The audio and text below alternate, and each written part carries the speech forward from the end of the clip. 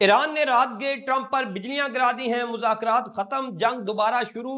शुमाली Israel में रहने वाले वहां से निकल जाएं। बिन गोरेन एयरपोर्ट पर जाने वाले वहां ना जाएं, क्योंकि ईरान के मिसाइल इन इलाकों की जानब आ रहे हैं। IRGC की जानब से ऐलान कर दिया गया है और ट्रंप को साफ जवाब दे दिया गया है। ईरान के वजीर खारजा ने पाकिस्तान के वजीर खारजा को फोन करके कह दिया है कि अब सुलह की कोई बात नहीं होगी, अब सिर्फ जंग की जुबान में बात करेंगे, क्योंकि ट्रंप ने जो करना था कर लिया।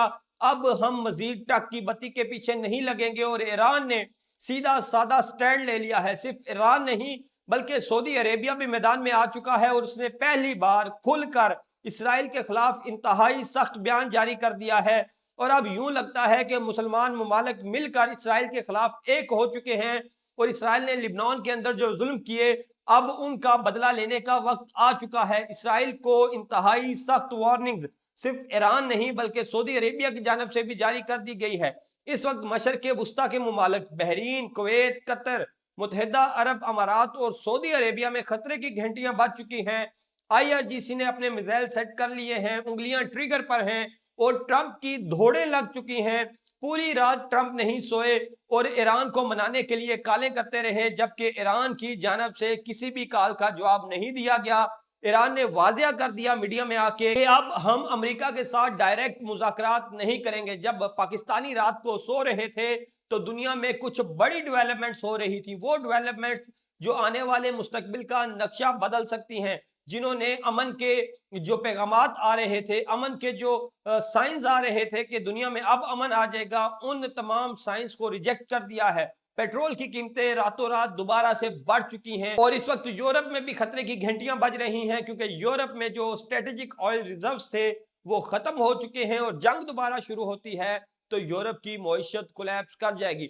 दूसरी जानब पाकिस्तान अब भी अमन मुज़ाकरात को दोबारा से बहाल करवाने के लिए कोशा है। पाकिस्तान की सियासी क़यादत कोशिश कर रही है, लेकिन अमेरिका की जानब से जिस रवैये का मुजाहिरा किया जा रहा है, इसराइल जिस तरह से अमेरिकी सदर को डिक्टेट कर रहा है, तो लगता नहीं है कि पाकिस्तान कामयाब हो पाएगा, क्योंकि ईरान ने अब ये ऐलान कर दिया है कि अब कोई माफी शाफी नहीं है, अब फुल स्केल वार होगी। ट्रंप हमें आजमा के देख ले। और ट्रंप के 60 से जायद त्यारे जिस मुकाम पे खड़े हैं, ईरान ने उस मकाम की जानब मिसाइल तान दिए हैं और ट्रंप को भी बता दिया है कि बचा सकते हो तो बचा लो अपने जहाजों को। रात के 8 घंटे तक मशरक़ वस्ता में क्या होता रहा, मुकम्मल तफसीलात इस व्लॉग में डिस्कस करेंगे। इसके अलावा पाकिस्तान ने चीन से एक बीस्ट वेपन, इंतहाई खौफनाक खतरनाक वेपन खरीद लिया है। ये खबरें सामने आ रही हैं। कितना खतरनाक है ये वेपन, मैं आपको बताता चलूं कि 1 मिनट में 12,000 राउंड फायर कर सकता है 120 कैलिबर के। ये इतना खतरनाक वेपन है और सोचे कि जब किसी की तरफ 1 मिनट में 12,000 बुलेट्स जाएंगी तो फिर उसका क्या बनेगा। इस वेपन के बारे में भी बात करेंगे। इसके अलावा पाकिस्तान ने JF-17 थंडर को मकामी सतह पर तैयार किए गए एक लीथल मिसाइल से इक्विप्ड कर दिया है और ये लीथल मिसाइल इतना खतरनाक है कि दुश्मन के रेडार से दूर रह के, उसके एयर डिफेंस सिस्टम से दूर रह के एक मुनासिब दूरी से ये मिसाइल फायर किए जाएंगे और ये जाके दुश्मन के अहम तरीन अहदाफ को सेकंड्स के अंदर तबाह बर्बाद कर देंगे। ये टेक्नोलॉजी क्या है और पाकिस्तान ने ये टेक्नोलॉजी कैसे हासिल की। पैफ है कि पिछले अगर मैं 15 दिनों की बात करूं तो 15 दिनों में कोई दर्जन भर सरप्राइज दे चुकी है पाकिस्तान की एयरफोर्स।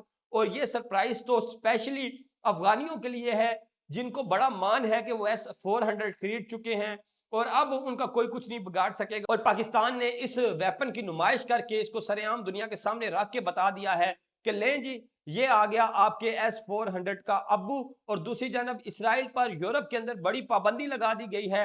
यूरोप तंग पड़ चुका है इसराइल की हरकतों से और अब पहली बार पेरिस ने इंतहाई सख्त स्टांस लिया है और नेतन्याहू की तारीखी छतरोल की है। इस पर भी बात करेंगे। मैं हूं यासिर जराल और आप देख रहे हैं आपका अपना यूट्यूब चैनल। सबसे पहले बात करेंगे ईरान अमेरिका की। अमन का माहौल बनता नजर आ रहा था। यूं लगता था कि अगले 24 घंटों में, अगले 48 घंटों में मामला तय पा जाएंगे, मुआहिदा हो जाएगा। लेकिन फिर ट्रंप ने वही किया जिसके लिए वो मशहूर है। उसने डिसेप्शन की, धोखाधड़ी की और अपनी बातों से मुकर गया। और लगा ये कि ट्रंप एक बाख्तियार सदर नहीं है बल्कि उनको कोई डिक्टेट कर रहा है। यही वजह है कि वो ईरान के साथ फाइनल मुआहिदा साइन नहीं कर पाए और ईरान अब ट्रंप की हरकतों से तंग आकर मुज़ाकरात की मेज से उठ के चला गया है। पाकिस्तान को फोन करके बता दिया है कि जाएं, अब हम मुज़ाकरात नहीं करते। अमेरिका बहादुर मैदान में आए और अब हमारे साथ आमने सामने की जंग लड़े। सिर्फ यही नहीं, IRGC ने शुमाली इसराइल में बसने वाले तमाम शहरियों को इंतबाह जारी किया है कि निकल जाएं अपने इलाकों से, वरना ईरान जिम्मेदार नहीं होगा आपकी मौत का। इसके अलावा ईरान ने बिन गोरेन एयरपोर्ट पर खड़े 60 से जायद अमरीकी रिफ्यूलर तैयारों के लिए भी खतरे की घंटियां बजा दी हैं। मिसाइल लोड कर लिए हैं, उसमें बारूद भर दिया गया है, उंगलियां ट्रिगर पर हैं और ये कहा है कि अब इसराइल ने एक भी गोली चलाई लिबनान पर तो फिर हमारे मिसाइल इसराइल की जानब रवां दवां होंगे। और सिर्फ इसराइल की जानब नहीं, बल्कि वो तमाम इत्तेहादी जो इस जंग में इसराइल की मदद करते आए हैं। सबसे पहले नंबर पर मुत्तहिदा अरब अमारात, उम्मत मुसलमा का गद्दार नंबर 1, शैतानुल अरब, उसकी बारी आएगी। उसके बाद बारी आएगी कुवैत की, कतर की, बहरीन की और सऊदी अरब इस मामले में अब ईरान के साथ खड़ा हो चुका है, क्योंकि सऊदी अरब ने पहली बार इसराइल के लिए इंतहाई सख्त स्टेटमेंट जारी की है और सऊदी अरब ने कहा है कि लिबनान के अंदर इसराइल जो कुछ कर रहा है वो खुल्लम खुल्ला इंसानी हकूक की खिलाफ वर्जियां हैं, वो खुल्लम खुल्ला मासूमों का कत्लेआम है और इसराइल को इस कत्लेआम से रुक जाना चाहिए। ईरान ने भी ये कहा है कि अगर इसराइल लिबनान के अंदर नहीं रुका, इसराइल ने लिबनान के अंदर अपनी कार्रवाइयां जारी रखी तो फिर ये सीज फायर की वायलेशन होगी, क्योंकि सीज फायर की पहली शर्त ही ये है कि इसराइल गजा में, इसराइल लिबनान में कोई कार्रवाई नहीं करेगा।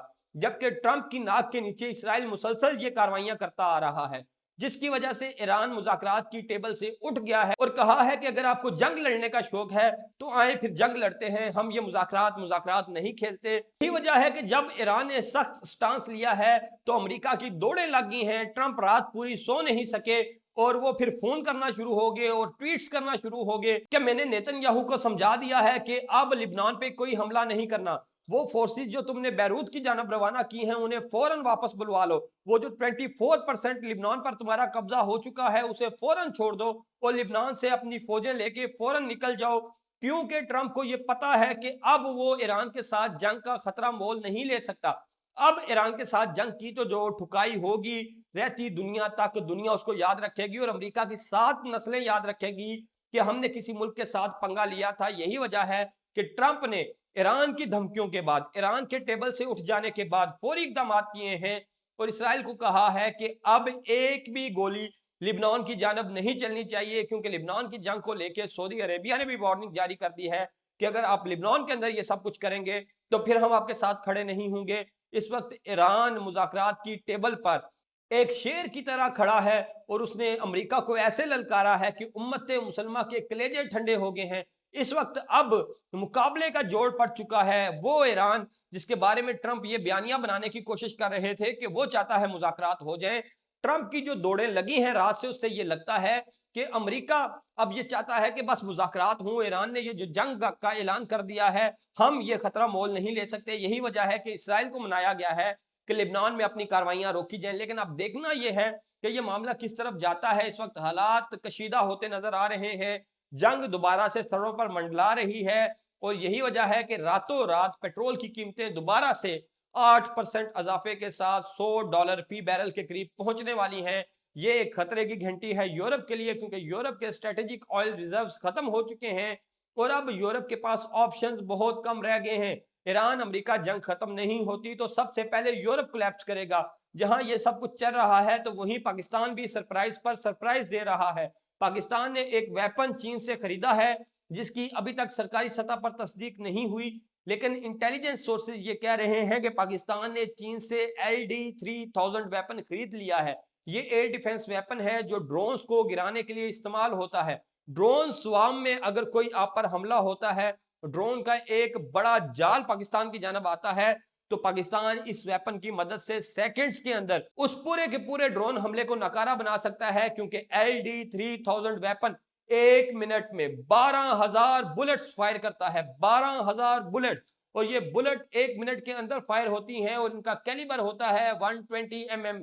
और ये वेपन जब पाकिस्तान के पास आ जाएगा तो भारत की जो ड्रोन वारफेयर है वो मुकम्मल तौर पर पाकिस्तान के सामने नाकारा हो जाएगी।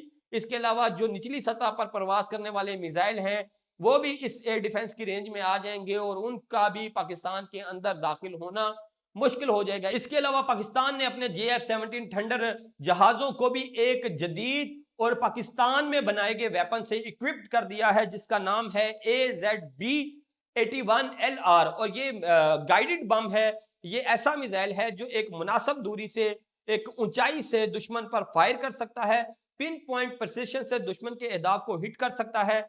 ये जहाज को रिडार की नजरों से दूर रख के, एयर डिफेंस से दूर रख के फायर किया जाता है, जिससे दुश्मन को संभलने का मौका नहीं मिलता। और जब ये मिसाइल उनके सरों पर पहुंचता है तब तक बहुत देर हो चुकी होती है। अफगानी जो बड़ा झूम रहे हैं, बड़ियां खुशियां मना रहे हैं कि हमने S-400 ले लिया रशिया से, उनके लिए ये सरप्राइज है। पाकिस्तान ने जैसे ही S-400 के डील की खबरें सामने आई हैं तो ये सरप्राइज भेजा है अफगान रजीम को कि लें जी, आपने S-400 खरीदा, हमने उसका अब्बू जो है उसकी नुमाइश करा दी है, और अब JF-17 थंडर जिस मिसाइल से इक्विप्ड है वो आपकी जेई तेई फेर देगा। ये थी अब तक की तफसीलात। वीडियो अच्छी लगी तो कमेंट बॉक्स में अपनी राय से आगाह कीजिए। यूट्यूब पर देख रहे हैं तो सब्सक्राइब करें, फेसबुक, इंस्टा, टिकटॉक और ट्विटर पर देख रहे हैं तो फॉलो कीजिए। मुझे इजाजत दीजिए। अल्लाह हाफिज।